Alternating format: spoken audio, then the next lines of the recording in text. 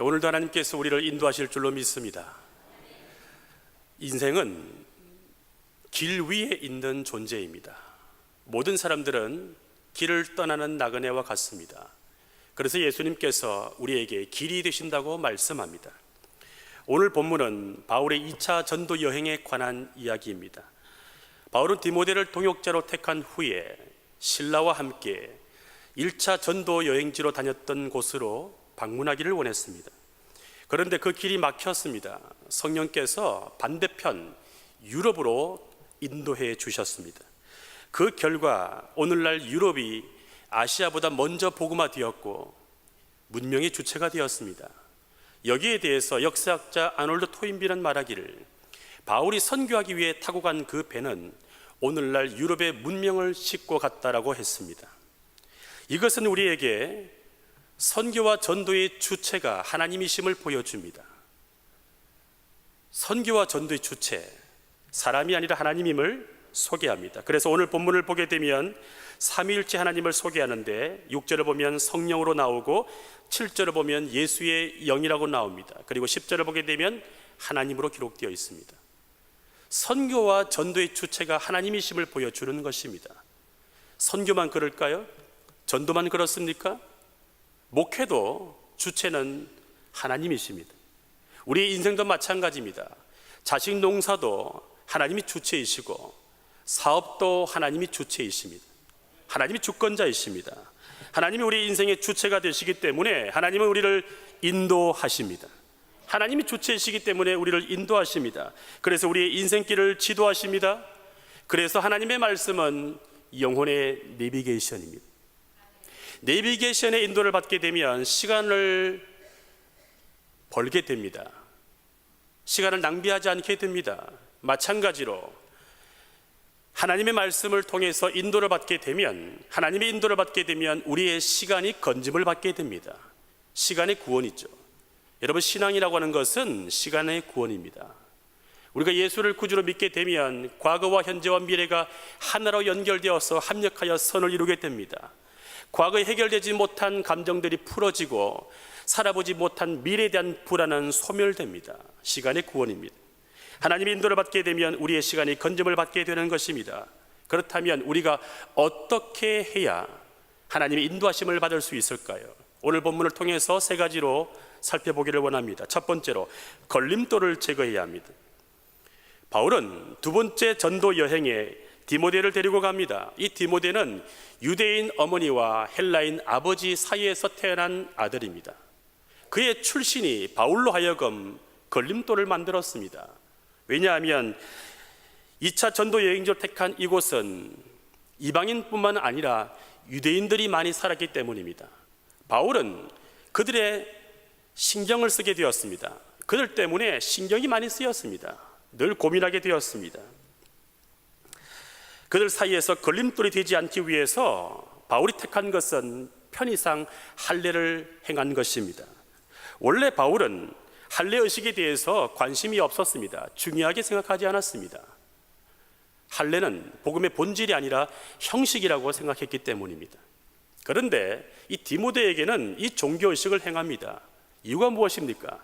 걸림돌이 되지 않기 위해서, 그들 사이에서, 유대인들 사이에서 뒷소리를 없애기 위해서 원천적으로 잡음을 없앤 겁니다. 지혜로운 바울의 접근입니다. 걸림돌이 되지 않기 위해서 루스드라에서 이 디모데에게 할례를 행합니다. 사도 바울은 오직 복음 전파에만 열정이 있었지 형식 논리에는 그렇게 열정이 없었습니다. 이러한 그의 태도 때문에 바울은 유연성이 있었습니다. 유연성.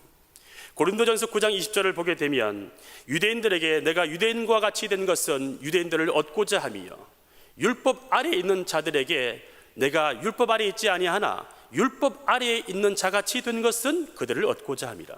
사도 바울은 대상에 따라서 유연성 있게 접근했습니다. 다 어울렸습니다. 어떤 목사님이 청소년 사역을 하고 있었는데 전혀 가치관이 다른 이 청소년 세대를 끌어안기 위해서 염색을 했습니다. 노랑머리로. 염색을 하니까 아이들이 뒤집어졌습니다. 그들의 문화를 수용해 준 그 목사님에게 마음을 열었습니다. 하지만 어른들은 수군거렸습니다. 뒷소리가 나왔습니다. 어떻게 목사님이 노랑머리를 할 수 있냐고 그렇게 비아냥거렸습니다.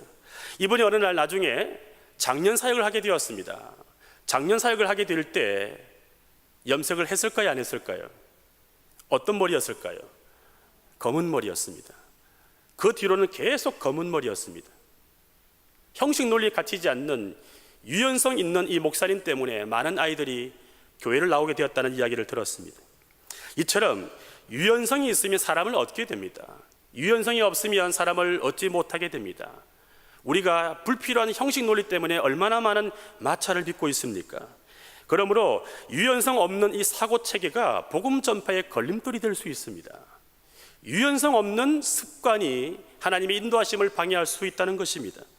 조금 더 예를 들어보게 되면 주일 성수를 온전히 한 뒤에 평일이 되면 주중에는 세상 속에 들어가서 불신자들과 함께 어울려 살아야 됩니다.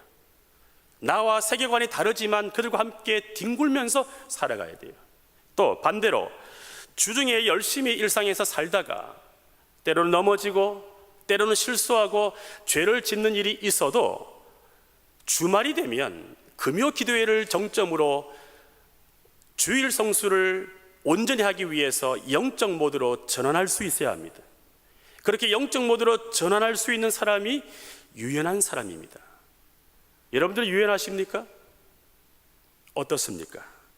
유연하지 못한 성향이 나에게 있다면 내가 하나님의 인도하심에 걸림돌이 될 수 있습니다. 내가 걸림돌인가 디딤돌인가 자신에게 늘 질문해 보아야 돼요. 내가 걸림돌인가 디딤돌인가? 내가 우리 가정에, 집안에, 직장에, 교회에 걸림돌인가 디딤돌인가 늘 물어보셔야 됩니다. 왜 하나님이 내 인생을 더 좋은 길로 인도하시지 않는가? 왜 하나님께서 우리의 가정을 더 나은 가난 복지를 향해 이끄시지 않을까? 왜 하나님께서 우리 공동체를 더 앞으로 인도하시지 않을까? 우리는 질문해 보아야 됩니다. 이 질문 앞에 우리는 우리 안에 걸림돌이 있는지 없는지를 살펴보고 그것을 제거할 수 있을 때 하나님의 선하신 인도하심을 받게 될 줄로 믿습니다. 두 번째로 하나님의 인도하심을 받으려면 성령께 이끌림을 받을 때 순종해야 합니다. 바울은 원래 아시아에서 전도할 계획을 세우고 2차 전도 여행을 준비했습니다. 그러나 그 계획이 이루어지지 않았습니다. 이유가 무엇입니까? 예수의 영이 막으셨기 때문입니다. 오늘 본문 6절로 7절을 보시면 성령이 아시아에서 말씀을 전하지 못하게 하시거늘 그들이 부르기아와 갈라디아 땅으로 다녀가 무시아 앞에 이르러 비두니아로 가고자 애쓰되 예수의 영이 허락하지 아니하시는지라. 바울 일행은 예수의 영이 허락하지 않음으로 말미암아 이제 드로아로 내려갑니다. 8절을 보면 드로아로 내려간다고 기록합니다. 드로아는 이 아시아에서 유럽으로 가는 하나의 관문이었습니다. 바울이 자신의 계획을 내려놓고 하나님의 계획을 따르자 어떤 일이 벌어집니까? 9절을 보게 되면 환상을 보게 됩니다. 밤에 환상이 바울에게 보이니 마게도냐 사람 하나가 서서 그에게 청하여 이르되 마게도냐로 건너와서 우리를 도우라 하거늘. 바울은 이 당시에 유럽에서 전도할 계획을 전혀 생각하지 못했기 때문에 영적인 방법으로 하나님이 이끄셨습니다. 환상으로 인도하시는 것입니다. 그는 하나님의 뜻을 이해할 수 없었지만 자기의 계획을 내려놓습니다. 순종합니다. 모든 계획을 철회하고 마게도냐로 떠납니다. 10절을 보십시오. 바울이 그 환상을 보았을 때 우리가 곧 마게도냐로 떠나기를 힘쓰니 이는 하나님이 저 사람들에게 복음을 전하라고 우리를 부르신 줄로 인정함이러라. 여기에 보면 접속사 곧이 나옵니다. 즉시에 바울은 떠난 것입니다. 하나님께서 우리를 인도하실 때 즉시에 순종할 수 있어야 합니다. 지체된 순종은 불순종입니다. 순종할 수도 없습니다. 우리가 예배를 드리고 기도를 하다가 성령께 감동을 받았을 때에는 곧 순종해야 합니다. 즉시에 순종해야 됩니다. 뜻을 알았으면, 이끌림을 받았으면 굳이 기도원에 갈 필요도 없습니다. 이거 할까 저거 할까 망설일 필요도 없고 저울질 할 필요도 없습니다. 이 사람 저 사람 만나면서 동조를 구할 필요도 없습니다. 망설일 필요가 없는 것입니다. 미룰 필요도 없습니다. 이거 했다가 저거 했다가 세월 다 보낼 필요도 없습니다. 곧 순종해야 합니다. 즉시에 순종해야 합니다. 많은 성도들이 성령께 이끌림을 받습니다. 이끌림을 받았습니다. 성령 세례를 받았고 은사도 받았습니다. 그래서 날마다 성령의 충만함을 구합니다. 성령의 생수를 갈망합니다. 문제는 거기까지입니다. 문제는 거기까지입니다. 곧바로 순종하지 못합니다. 그래서 큰 일을 못하죠. 성령의 역사를 구경하고 감탄은 할 뿐 곧바로 순종하지 못하는 것입니다. 이유가 무엇입니까? 왜 바울처럼 즉각적으로 순종하지 못할까요? 오늘 본문에 보면 사도 바울이 즉각적으로 순종할 수 있었던 비결이 나옵니다. 10절 상반절을 보시면 바울이 그 환상을 보았을 때 우리가 곧 마게도냐로 떠나기를 힘쓰니 그렇게 기록되어 있습니다. 여기에서 처음으로 3인칭에서 1인칭 복수로 바뀝니다. 우리로 시작합니다. 우리. 저는 우리라고 하는 말이 참 좋습니다. 포항 제일교회 왔을 때 교구 목사님을 뭐라고 부르죠? 우리 목사님이라고 부르더라고요. 우리 목사님. 그런데 교구가 바뀌었을 때 이전 교구의 권사님들이 이전과 다르게 쌩 하고 지나가는 겁니다. 저는 처음에 그것을 경험했을 때 마치 이혼당한 느낌이었습니다. 시간이 흐르고 난 뒤에 알게 되었습니다. 왜 우리 교회에 이런 우리 목사님이라고 하는 문화가 생겼는지를 알게 되었습니다. 우리가 좋지 않습니까? 바울이 성령께 이끌림을 받고 나서 환상을 보았을 때 그 시점에서 누구를 만납니까? 이 사도행전의 저자이고 의사 출신인 누가를 만납니다.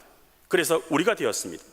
그 누가를 만나서 한 마음이 되어서 선교 여행을 함께 떠나게 되는 거예요. 한 마음이 되어서 우리가 되어서 선교 여행을 함께 떠나게 되는 것입니다. 이 누가가 동반자가 되어준 겁니다. 동반자.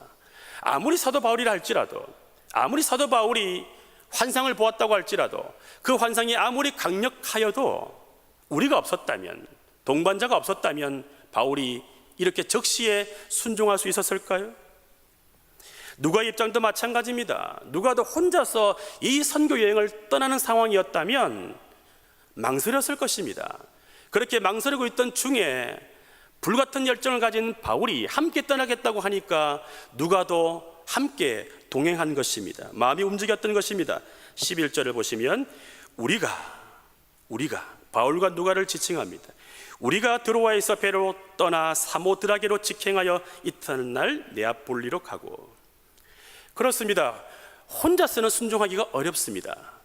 혼자서는 적극적으로 순종하기가 어렵습니다. 그렇지만 동반자가 있으면 가능한 것입니다. 부부가 함께 순종하십시오. 부모와 자녀가 함께 순종하십시오.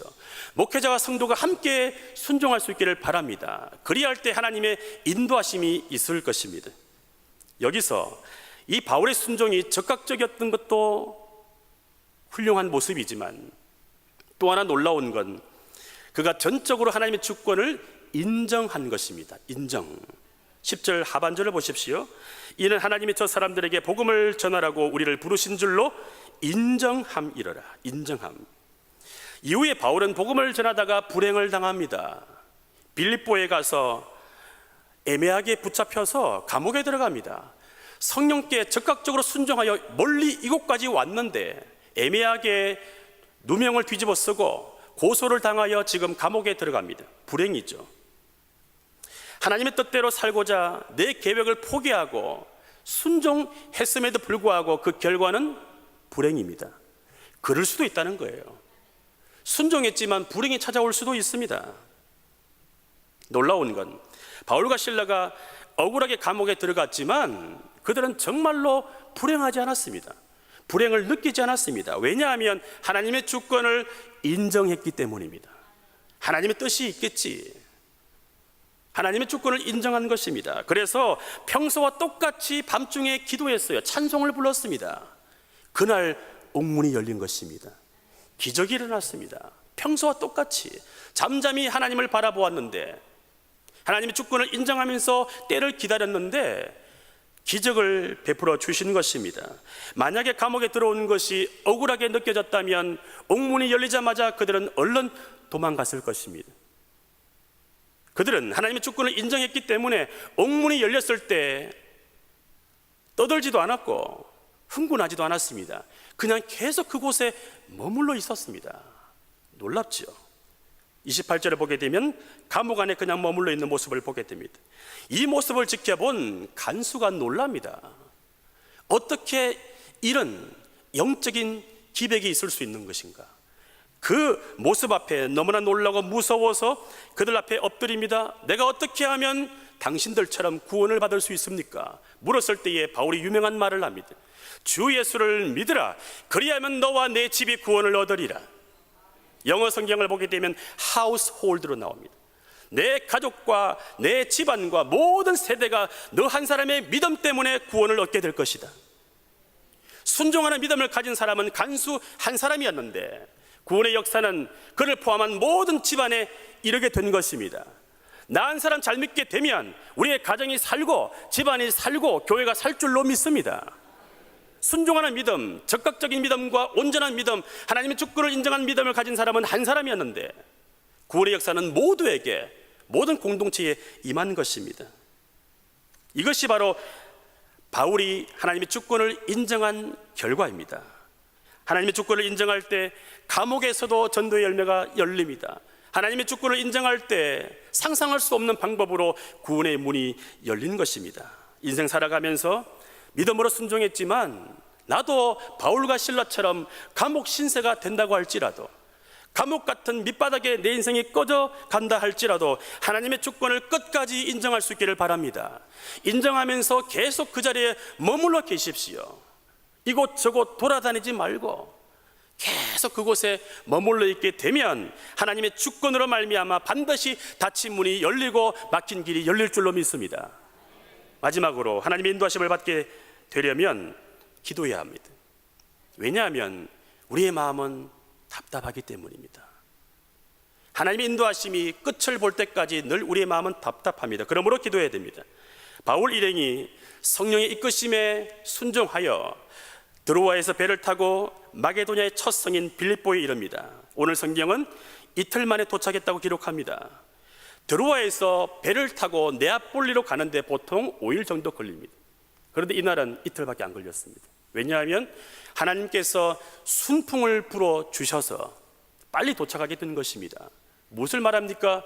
순종한 이들에게 하나님께서 자연을 통해서 섭리해 주신 것입니다.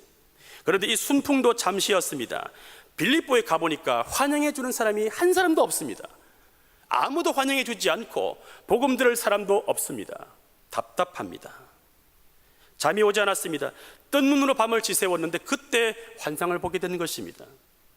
그리고 이 바울 일행은 지금 몹시 지쳤습니다. 피곤합니다. 쉬고 싶었습니다. 재충전이 필요했습니다. 그래서 기도할 곳을 찾았습니다. 안식일이지만 기도할 곳을 찾았습니다. 13절을 보시면 안식일에 우리가 기도할 곳이 있을까 하여 문 밖 강가에 나가 거기 앉아서 모인 여자들에게 말하는데, 지금 바울의 마음은 굉장히 답답했을 것입니다. 성령께 순종하여 이곳에 왔는데 내 모든 계획을 철회하고 순종하여, 그것도 적극적으로 순종하고 온전히 순종하여 이곳에 왔는데 와보니까 환영해 주는 사람도 없고 복음 들을 사람도 없고 답답하게 수일을 보내고 있는 이 모습을 한번 생각해 보십시오. 그런데 그들이 기도로 돌파합니다. 답답함을 기도로 풀었습니다. 기도로 재충전을 받았습니다. 여러분, 기도가 문제 해결의 열쇠인 줄로 믿습니다. 기도가 우리 영혼의 발전소입니다. 성도는 기도를 통해서 에너지를 얻는 자들입니다. 내 집은 만민이 기도하는 집이라고 했습니다. 저는 우리 교회가 기도하는 교회, 기도에 불이 타오르는 교회가 되기를 축복합니다. 우리가 기도하지 않으면 못 버팁니다. 못 버팁니다. 견디지 못해요. 이 광야 인생을 돌파할 수가 없습니다. 견딜 수가 없어요. 아무리 하나님의 길을 알아도, 하나님의 뜻을 알아도 다 중도에 하차합니다. 왜 하차할까요? 몰라서 하차합니까? 하나님의 뜻을 몰라서 중도에 포기합니까? 왜 무너질까요? 기도가 없기 때문입니다. 답답함을 기도로 이기지 못해서 그렇습니다. 험한 세상을 살아가시면서 무엇으로 승리할 수 있을까요? 기도하지 않으면 못 버팁니다. 기도로 에너지를 얻지 못하면 견디지 못합니다. 우리 포항제일교회는 2017년 기도하는 한 해인 줄로 믿습니다. 많은 사람들이 이 답답함과 지루함 때문에 견디지 못해서 대체물을 찾아요. 성경 표현으로 말하게 되면 우상을 찾습니다. 스포츠에 빠지고 향락에 빠지고 술과 음식에 빠지고 TV와 미디어에 빠지고 게임에 빠집니다. 어떤 사람들은 견디지 못해서 이단에 빠집니다. 쇼핑에 중독되는 사람들도 얼마나 많은지 몰라요. 하나님의 방법은 기도인 줄로 믿습니다. 하나님의 방법은 기도에 있습니다. 기도로 돌파할 수 있기를 바랍니다. 기도로 하나님의 이끄심에 완주할 수 있기를 축복합니다. 기도로 하늘 문을 열 수 있기를 바랍니다. 기도를 충분히 하면 답답한 마음이 뻥 뚫립니다. 희미해진 하나님의 길이 명확하게 보입니다. 제가 목회자로서 설교를 준비할 때 묵상을 하면서 또 책을 읽으면서 또 일상에서 목회를 하다가 떠오르는 상념들을 메모한 것을 가지고 요리를 합니다. 설교를 준비하기 위해서. 그때 이 말씀도 좋고 이 메시지도 좋고 다 주고 싶은 거예요, 성도들에게. 그렇게 다 주게 되면 1시간도 모자라죠. 그럼 어떻게 해야 될까요? 그걸 내려놓고 기도합니다. 기도하면 내가 말씀을 전해야 될 그 대상을 향한, 공동체를 향한 하나님의 단 하나의 목표, 단 하나의 아버지의 마음을 성령께서 가르쳐 주십니다. 그것이 힘이 있더라고요. 여러분 살아가시면서 이 길인가 저 길인가 답답할 때, 답답하다는 것은 답이 두 개예요. 답답할 때 머리 굴리지 마시고 사람 찾아가지 마시고 계산하지 마시고 한번 엎드려 기도할 수 있기를 바랍니다. 엎드려 기도하면 여러분들의 삶이 엎드림 될 줄로 믿습니다. 기도하면 초점이 명확해지는 거예요. 하나로 귀결되는 것입니다. 바울이 이 답답한 상황에서 기도했을 때 어떤 일이 벌어집니까? 하나님 어떻게 인도하십니까? 옥감 장수인 루디아를 만나게 합니다. 이 루디아는 부자였습니다. 바울의 동역자가 되는 거예요. 집을 제공합니다. 복음 전파할 수 있는 집을 제공합니다. 그 집에서 살피모를 하고 그 집에서 전도 모임을 가졌습니다.